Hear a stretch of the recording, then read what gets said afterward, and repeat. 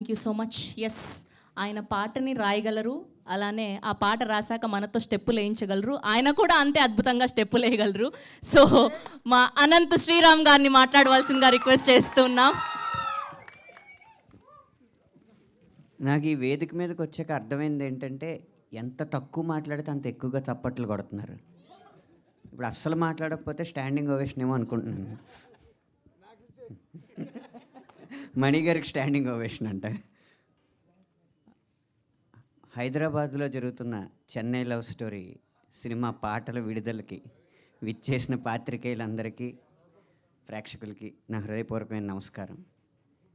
ఈ సినిమా కానీ ఈ పాటలు కానీ బాగా రావడానికి ఒకే ఒక్క కారణం ఏంటంటే, ఇద్దరి మధ్య ఏ అహం అయితే ఉండకూడదో ఆ అహం దహించుకుపోవడం వల్ల ప్రతి విషయంలోనూ ఈ సినిమా గెలుస్తుందని నేను నమ్ముతున్నాను.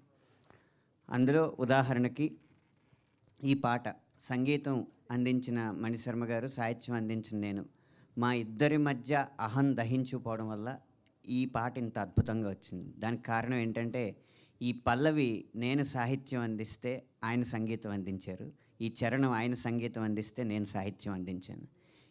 ఏది ఎక్కడ సరిపోతుందో అనే చూసాం, కానీ ఎవరు ముందని చూసుకోలేదు, ఎవరు వెనకని చూసుకోలేదు. మా అందరికంటే సినిమానే ముందు పెట్టాం. ఈ బృందం అంతా అలాగే పనిచేసింది. ఖచ్చితంగా ఈ సినిమా అదే ఫలితాన్ని చూస్తుందని నేను అనుకుంటున్నాను. అలాగే మరో ఇద్దరు, కథకుడు రాజేష్ గారు, దర్శకుడు రవి గారు, ఇద్దరి మధ్య అహం దహించుకుపోవడం వల్ల, వాళ్ళ ఆలోచనల సమన్వయం వల్ల ఇద్దరు మమ్మల్ని మాకు మార్గనిర్దేశం చేస్తున్నారని కాకుండా ఇద్దరు ఒకటై మాకు సహాయపడుతున్నారని ప్రతి ఒక్కరూ భావించారు. కాబట్టి ఈ సినిమా భవిష్యత్తులో మంచి ఫలితం.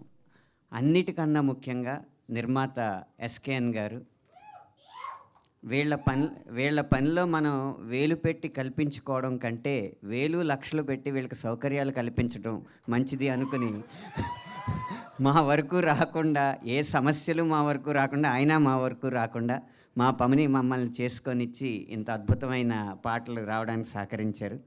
ఇంత సహృద్భావ వాతావరణంలో నిర్మితమైన ఈ సినిమా ఖచ్చితంగా మీ హృదయాల్ని దోచుకుంటుందని, తర్వాత కలెక్షన్లు కూడా దోచుకుంటుందని మనస్ఫూర్తిగా నమ్ముతూ విరమిస్తున్నాను.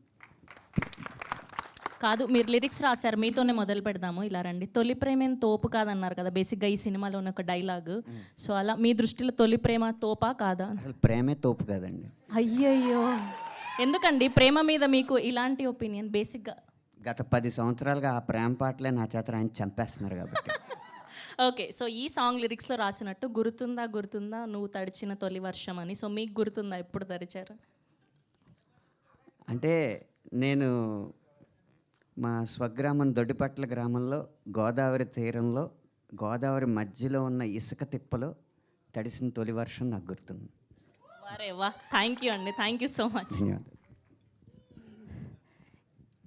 ఎస్, అండ్ ఇవాళ మా బర్త్డే బాయ్